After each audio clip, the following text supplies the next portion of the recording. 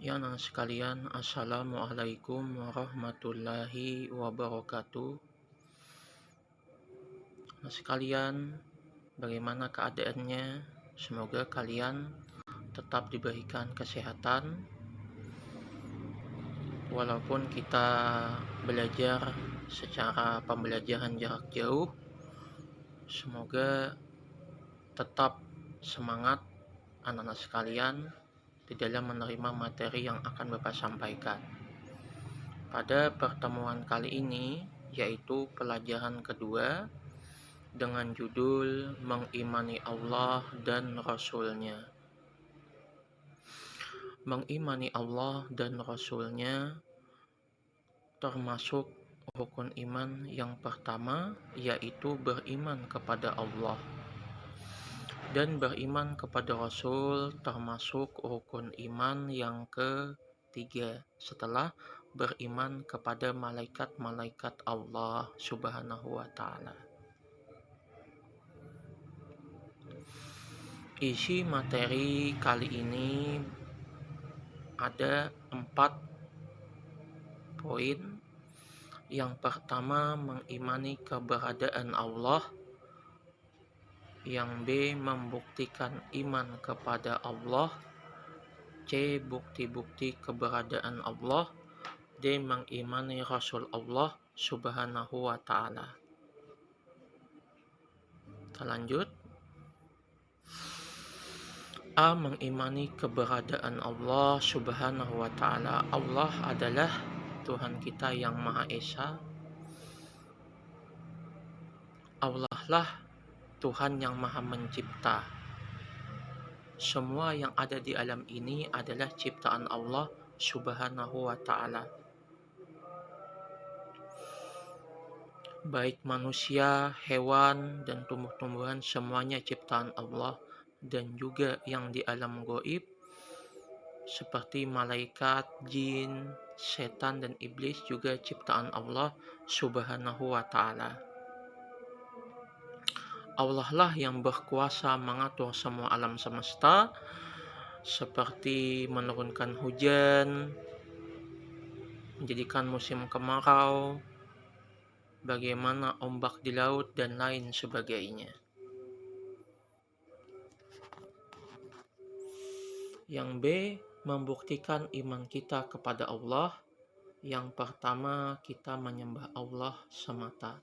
Jadi ibadah kita semuanya, ibadah kita harus ditujukan kepada Allah. Ketika melaksanakan sholat, berpuasa, zakat, membaca Al-Quran, semuanya harus ikhlas. Karena Allah tidak dicampuri dengan unsur riya atau minta dipuji oleh orang lain. Itu yang pertama, yaitu menyembah Allah semata ya anak-anak sekalian. Yang kedua, berdoa kepada Allah semata. Jadi kita selalu memohon pertolongan kepada Allah seperti surat Al-Fatihah ayat yang keempat, Iyyaka na'budu wa iyyaka nasta'in, hanya kepadamulah kami berdoa dan hanya kepadamulah kami memohon pertolongan. Jadi kita dilarang untuk berdoa kepada selain Allah, seperti berdoa kepada pohon besar, gunung, matahari, awan nenek moyang, dan lain sebagainya. Jadi kita harus rajin berdoa kepada Allah agar cita-cita kita terkabulkan. Yang ketiga, menjaga kelestarian lingkungan. Nah, di sini kita harus menjaga ciptaan-ciptaan Allah yang lain dengan sebaik-baiknya. Allah menciptakan hewan untuk kita konsumsi dagingnya seperti ayam, sapi, kerbau, dan Allah menciptakan tumbuhan untuk kita manfaatkan, misalnya sebagai sayuran atau kebutuhan yang lain. Jadi kita dilarang untuk merusak ciptaan-ciptaan Allah. Malahan kita diharuskan untuk menjaga ciptaan-ciptaan Allah seperti tidak membuang sampah di sungai, melakukan pencemaran, dan lain sebagainya. C. Bukti-bukti keberadaan Allah. Yang pertama, adanya makhluk hidup, yaitu makhluk hidup nyata seperti kita manusia, hewan, dan tumbuh-tumbuhan, dan makhluk hidup yang gaib seperti malaikat dan jin, dan ciptaan-ciptaan Allah yang lain seperti hewan dan tumbuh-tumbuhan dan alam semesta ini. Yang kedua, penjelasan di dalam Al-Quran, misalnya seperti surat Al-Hasr ayat ke-23, huwallazi la ilaha illahu al-malikul qudusus salamul mu'minul muhaiminul ajijul jabbarul mutakabbir subhanallahi amma yusyrikun. Artinya, dialah Allah, tidak ada Tuhan selain Dia, Maha Raja yang Maha Suci, yang Maha Sejahtera, yang menjaga keamanan, pemelihara keselamatan, yang Maha Perkasa, yang Maha Kuasa, yang memiliki segala keagungan. Maha Suci Allah dari apa yang mereka persekutukan.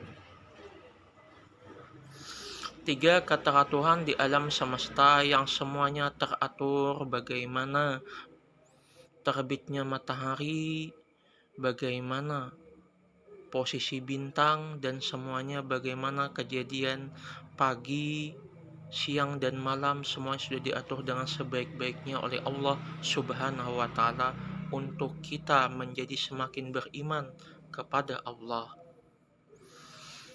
Yang masuk ke poin D, yaitu mengimani Rasul Allah. Jadi iman kepada Rasul Allah berarti meyakini bahwa Allah mengutus para rasul ke dunia. Mereka diutus ialah menyampaikan wahyu kepada umat manusia melalui perantaraan malaikat Jibril. Bagaimana cara kita beriman kepada para rasul? Beriman kepada para rasul, kita harus mematuhi dan menaati seluruh ajaran rasul.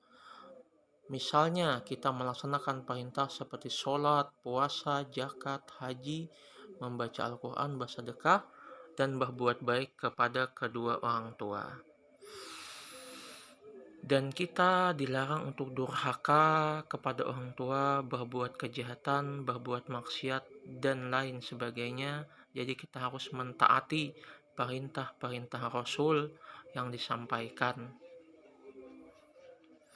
Ya anak-anak sekalian, sekian pertemuan kita hari ini. Semoga bermanfaat.